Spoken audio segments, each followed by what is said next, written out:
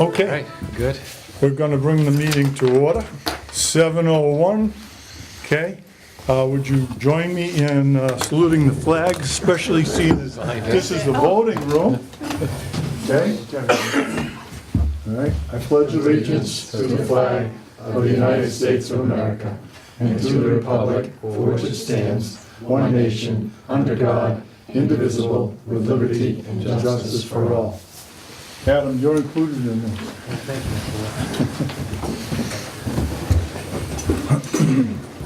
Okay, guess you all got an agenda.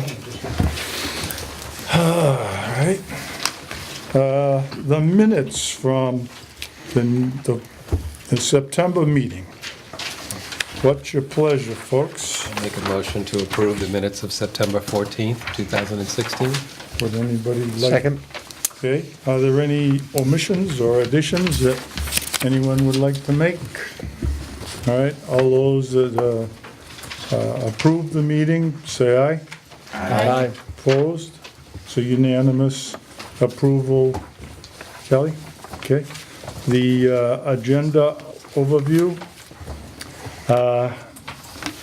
Introduction of CTA project team. That's interesting to me because I just had to have somebody tell me what this CTA was. Construction logistics overview, then look ahead schedule, then new business, hi Sarah, and then citizen participation. Okay, anybody have any concerns on that agenda? All right, and I'll hand it over to Chad. I apologize, the CTA team is not able to join us tonight. I got a call probably about 45 minutes ago that they weren't going to be able to make it. They did commit to attending any and all future meetings that they're asked to attend. And CTA is? Coughlin Tompkins Associates, so it's two last names and then associates, the construction company, general contractor for the project. Okay. Thank you. So general update before we get into logistics. Bids came in, of course, since the last time that we met on September 19th. They were $3 million under the estimate values. So there's a substantial savings in there for the town, which is terrific. In order to fully realize that savings, we need to essentially reconcile with the MSBA. The process by which that happens, so CTA per contract owes us what we call a schedule of values. So they break down every single item for the entire construction project into values that we can have them break down as low as $20,000 if we please. Those values get categorized into the trades, electrical, plumbing, site work, and then the MSBA looks at what's called a bid amendment to the project funding agreement, where they recalculate the exclusions, so like the 8% site cap, those items will be recalculated. So next steps for us on that end are to get the schedule of values from CTA. We'll review them, we'll identify the CPA costs. We'll probably have them tweak and adjust, as we may not agree with all the values in there, we definitely won't agree. It's typical, it's the process. After that, we'll put it into the budget template that we've been working with the MSBA to date, and submit it to the MSBA to formally amend the PFA bid budget. At that time, we'll know what Carver's new bottom line is. So our goal is to try to realize as much of that $3 million underrun for Carver. The MSBA is going to take a piece of it, but the more we can keep in Carver's pocket, obviously, that's the goal. Any questions on that, guys? With those bids, we did have one ad alternate in the project. It was for the courtyard site improvements. Sort of a hybrid of the Makepeace plan, where we had some better hardscape pavers and then a little more plantings. I think there's a seat wall in there. maybe. Seating, plantings, student garden beds, that was the full plan. So fortunately, with the favorable bids, we're able to accept that alternate, so that's now in the project scope. CTA's contract was executed on October 6th. And since then, we've had a kickoff meeting with them last Monday, the 17th. And we went through everything. It was probably a 2-3 hour long meeting. But it was good. It's again, typically we talk about process and communication and protocol on the project. Everything from request for information all the way down to commissioning and final project closeout. Today we had our first weekly progress meeting with CTA. Again, another good meeting. We went out to the site to walk the logistics plan, which was one of the big components, and I'll actually pass these around so you can see. So this is a draft version of the logistics plan. Okay. What it's showing, so that's from CTA, they're required to submit where they're gonna have their gates, their fences, their trailers, their temporary power.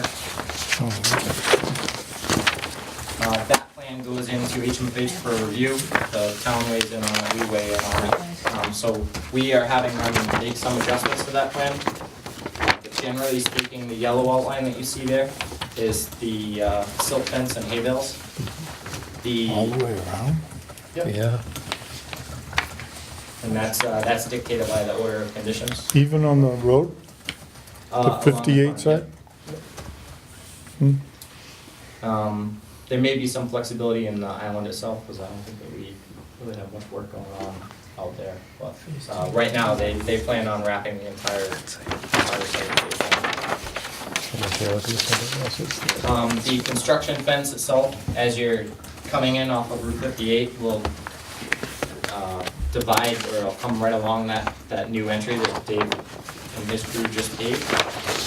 So the construction team, right now, what CTA is proposing is that they actually use the old entrance to the school. What that means is the new curb that was installed by Lawrence Lynch and Mass DOT would come out, or 4 pieces of it. So where's it So gonna go? we're working with them to make sure they understand if they take that curb out, the option's available to them, but they need to put it back in, and they now own the finished condition. So currently we have a sidewalk to go along that curb. So when they resubmit their logistics plan, we've asked for more detail on that, just so it's clear to us that they understand what our expectation is. Another issue that we see with this current plan is the fence line actually comes right up against the southwest corner of the Carver building. And you may remember from our temporary parking and delivery restriction meetings that we've had, that we need that parking back there, and then we also need to be able to get trucks back there. CTA proposed that they put 2 gates in and only allow delivery truck access, but that would restrict staff parking. They're looking at options for temporary parking over near the main parking lot. And if they want to put together a plan that shows that, 24 feet. they're certainly welcome to, but they need to understand that the costs associated with that are coming out of their general conditions, and that's what we're working with them right now to, Is the problem that they just want more space on this side? they want more Yeah. space, and then there's 3 underground lines that go there. There's the hydrant loop, the new domestic water service, and then the roof drain line. Mhm. And the force main comes off that corner too, for the sewer. Where it's tricky for us, when we see a logistics plan, what we don't see with that, the other piece that we're missing is a detailed schedule to tell us when each of those lines is being Right. installed. Right, this is just kind of a schematic Right. idea. Yep. So, as you can imagine, we have a million questions on it. They're in a position where they need to substantiate their requests, so to speak. Are they willing to do that? They are. I think the question is, are they willing to step up to the plate and cover the additional costs associated with what they would prefer for a logistics plan? HMFH developed the contract documents in a way that are very specific. There's 4 workarounds to that fence where it pinches off the building. And if CTA wants to keep the fence close to the building and move staff parking to the other side, then we can look at that, but just need to make sure that all the costs are accounted for without any impact to Carver's bottom line. And what happened to your shed? Can you still get in there? Right through it. The precious, Shed's the coming, precious- shed's coming out. We're looking now, an option today is because some of the lines go through that, it's gonna have to come out sometime in the project anyways. We're actually looking at getting rid of that sooner than later. So I'm looking at options to, the materials inside or can be moved somewhere, Yeah. that's not a problem. The one hurdle is the emergency generator for the Governor John lies in there. Oh. So I'm working now to see what it's gonna cost us. I think that's our cheapest option to relocate that generator versus rerouting underground lines. The advantage of moving the generator is that then they can tear the building down and then they don't have any issues per Yeah. se. You won't have any potential change orders or conflicts or whatever it may be. So, as Dave's saying, that may be our most effective Yeah. solution, to just move it out of there. And it's a small 15 15 kW generator, so it's not that large of a generator. Can it be a standalone building or standalone structure? The generator? We're actually looking at tucking it in closer to the Governor John and building a small outbuilding for it, yeah. Because I know the one that's for the town hall has its own Yeah. So housing, it's we'd look at just building outside. a temporary Yeah. doghouse, Yeah. keep it out of the weather. Okay. Anything else on the logistics? We identified one conflict in the rear with the new water service. You can barely see on one of those, it actually nicks one of those. They're just showing us square boxes behind the Washburn building. But that's actually a play structure. So we're gonna have them reroute that line just slightly around those play structures, so we don't impact it. These are the play structures. Already taken This is the over, we line. don't wanna take It would over go that through structure. I see. the way we were doing it. The way they had it played out, it would actually have to take these two Really structures is out. the conflicts They've and agreed to go logistics. around it. So they've agreed to go around that. So, is, I may have missed it looking at this, but, are they going to give us sort of the sequence, construction sequence of all of these things as part of, This- Detailed schedule. yeah, and so is right- that, Right now, what coming? we have is a 90-day schedule, yeah, and it shows most of those activities at a very high level, but it's not a level of detail that actually shows logical relationships within the schedule that we can analyze and critique. So that next level of detail is due in the next week. I think they're developing it now, they hope to have it to us by the end of next week. And that's really important for Ruby, so she can understand any conflicts Right. and adjustments that she will need to make. yeah, I mean, it's gonna be an ongoing process, every week is gonna bring a new challenge.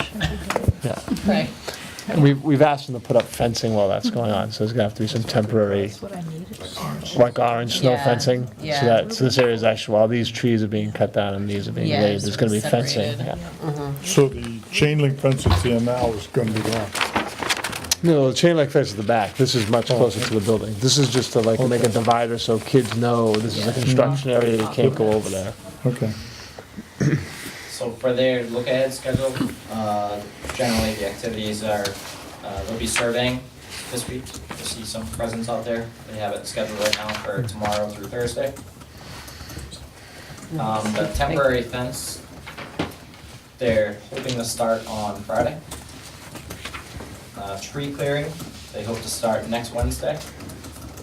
Site trailer should be in by next Thursday.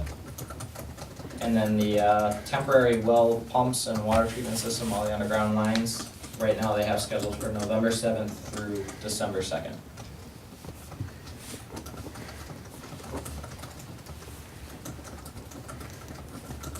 Chad, can you just go over that again, the temporary fence this Friday? Yep. So temp fence Friday, Yep. tree clearing next Wednesday, Okay, trailers next Thursday, and then temp well water two weeks from now. okay, thank you. And then we will see crews out there this week surveying, but really nothing invasive. We're pushing CTA to get going as quickly as possible. We understand the wells are on a critical path, we're trying to get them moving on that. My understanding is that they're wrapping up their buyout right now, and they have a submittal that's going to be going into HMFH for review in the next couple of days. Once the temp wells are installed, that's what will be, that's what's restricting us from foundations, of course. We can't start excavation over there until we have the new wells online. CTA understands that their current schedule's pushing them into winter conditions for foundations. That means that we'll be looking at ground heat on our end, PMA's end, and our third-party inspector. We have thermometers out everywhere. What we do is, when we make our concrete cylinders, we actually store the cylinders in the same environment as the foundations, and then also in another shed, and then we break them at increased intervals. So typically, we might do 3 breaks per concrete pour. When we get into cold weather concreting, we might pour 5, 6, 7 cylinders. So there is a process. It's not unusual to place in the winter. It's just financially beneficial for the general contractor. So we're trying to push CPA. Ultimately, we want them to have a successful project, because that means that the better they're doing, the less problems we'll have with them. That's the goal, but we can only do so much. We don't want to dictate means and methods. If we start dictating means and methods, then places liability on the town. So CTA needs to come up with a plan and execute it on their own without being directed. So try to steer them in the right direction, and hopefully they take the advice and run with it. Now, did you say that they're finishing up a job now? What was the buyout you just mentioned? The buyout. Yep, they're finishing buyout. I don't know what they have going on for work right now. But they're ready to tackle his job and... They are, yep, the team is ready to go. The superintendent has been at the last couple of meetings. I've seen him around the site. He's been really on a near daily basis. Yes. So, last job? This job? No, actually, This job. Okay. It's getting plans approved. Yep, the permit application's in with the building inspector. We expect to have a building permit in the next week or two. The notice of intent is in. So we're really ready to go. It's just a matter of getting the water treatment system bought out and getting the boots on the ground mobilized. Are they anxious to start as well? I feel like you guys are, and we certainly are, but are they? They are. I think what we're seeing right now is they're wrapping up their buyout, and they're trying to get the most competitive bids to help their bottom line at the end of the day. And there's not much that you can do to force them. There are some requirements in the contract that they need to mobilize within, I think it's 90 days to the site. They needed to commence work within 1 week, but they have. I mean, there's a lot of work going on behind the scenes. We're just not seeing it on site. Okay. And Aggressively monitoring that with all parties. Yeah, I mean, Do what you're supposed to do. I feel like the team is great that's going to be overseeing the whole process. I have great confidence in all of you. thank you. And then really the last thing that we have on our agenda is the monthly report that we're going to start developing next week. We're hoping to pull it up on a screen. Fortunately, we don't have printouts. But starting in October, we'll develop we're going to call it an executive summary, but it's a lot of graphics and data, pictures, stuff like that. And we'll make that available to the committee. We try to get it out by the 12th of each month. We'll give a good overview of what's going on site in a more detailed manner of what Chad knows, and you guys be able to see that as well. And I'd imagine for our building committee meetings, that'll probably be the basis of the meeting. It covers everything from RFIs, submittal status, contingency issues. So we'll probably walk through that for meetings going forward. Okay. Matt, you got anything to add? No, Chad Good? did a good job. Okay. Anybody? Questions?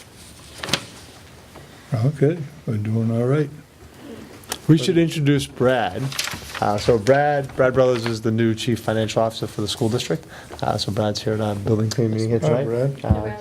So Brad can say hi to everybody can say hi to Brad. We're excited to have him on. We're excited to have him on board. Because I saw some people looking like, who's the new guy who joined this table? Well, welcome aboard, Happy Friday. Thanks. No, congratulations to everyone here. It's a big accomplishment on everyone's behalf, so congratulations. Okay. Any Good. questions on logistics, schedule, stuff like that we can touch on? I apologize that CTA wasn't here for everybody to meet them. Hopefully our next meeting we can attend. Any questions from citizens? Oh, sir, I'm good. Thank you, Adam. Yep. Jeremy had, Okay. Let's see, look ahead on the schedule. We know what we're gonna be facing in our next meeting, a more detailed schedule, everything. Okay? New business. When would you like to have our next meeting? How would that fall into place, Chad, with your big schedule? So quickest meeting ever. at this point, I don't know if you want to just get into a monthly or every other month, or really whatever works for the building committee. Or routine updates, cover overview, schedule overview, stuff like that, at the meetings going forward. Do you think we should be considering bi-monthly or monthly? Bi-monthly would be an option. We typically see monthly or maybe every 5 to 6 weeks. But really. Comments? we're open. When are you gonna need input on colors and all that stuff? Because there's gonna be a point where we're gonna ramp up, but right now, it's gonna be a foundation, it's gonna be pretty boring, so maybe the every other month works for the next couple meetings. But then we get into the spring, we might be at an every month meeting or even shorter than that. In terms of the color presentations that are left to do, we need to get submittals, the product from the contractors. So in order for us to tell you when that's gonna happen, we need their submittal schedule. They're supposed to give that to us kind of upfront fairly soon. So once we take a look at that, we'll be able to kind of draw out the kind of workflow on our side for getting the submittal, figuring out what colors are available, and then working that into a presentation. We'll need a couple weeks to prepare an exterior presentation and a couple weeks to do an interior presentation. Those will happen. The interior one will come after the exterior one. So I'm envisioning these will happen. Brad's got his name In December, January, that kind of thing. The next major deliverables for CTA are their cash flow schedule, detailed schedule, which are due to us mid-November, and then we anticipate there'll probably be some back and forth, so maybe it makes sense December for the next meeting, maybe early December after the holidays, if we can find a little bit of a break after Thanksgiving. So like you're talking first week in December? So December 5th, Monday? Is that what we're saying, Heather? I don't know, I'm asking. December, no, it's Does it have December to be a Monday? 5th. It is Monday. December 15th is a Monday. The Okay. 5th. December 5th. Scott, when's the school committee meeting? Second week, 12th. Does it have to be Mondays? I know we've kind of gone all around. Nope, I think the only tricky day right now are Thursdays.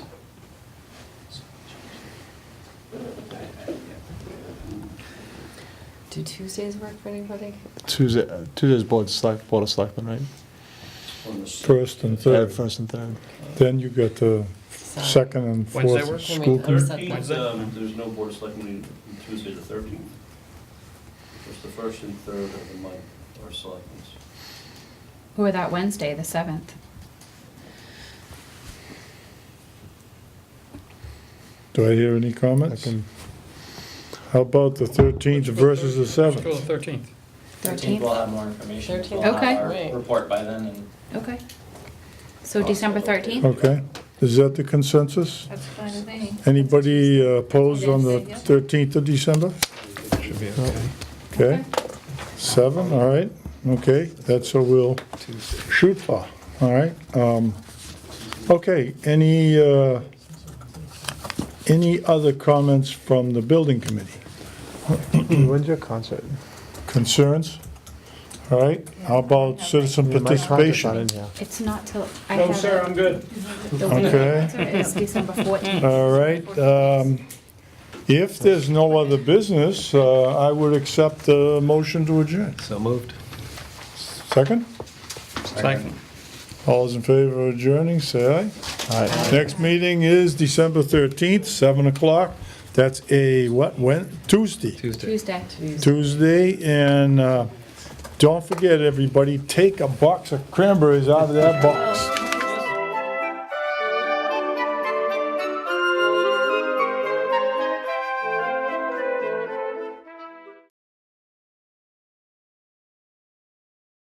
because it's Hey just when it guys, activates, before it we just goes start, down. and I know Heather has to leave early, I've got a box of cranberries for everybody. Ah, Judy and I, we do just fresh fruit primarily. My son does water. But if you don't eat or cook cranberries, what you keep in mind is, you got a box of cranberries, just take and open them, which I might not be able to do, and dump them in a vase, like this one, right? This is, it's on live, it's live. Pardon? It's live right now. I think it's the Dump 'em first in. cooking show in Carver. Put them in the blender. Cooking with Dick. Right. No, he was saying Put 'em in it the live, blender. the All first right, cooking put show. them on your kitchen table. Nice decoration. All right, Yeah. and my spiel is, okay, put them on the kitchen table. Now, they're more beautiful than flowers. I'm a cranberry grower, okay? You can eat them. If you don't add water, keep them dry, just like that, they will last longer than flowers, okay? They smell better. So, you gotta take one. I have a box so that everybody can take one when you leave. Right here, and my wife stuck our name on them. Oh, how cute is she? Thank you. Thank you. Thank you, Dick. Thank you, Dick. Okay. Thank you. And this one goes to Michael for his office. They'll be eating them.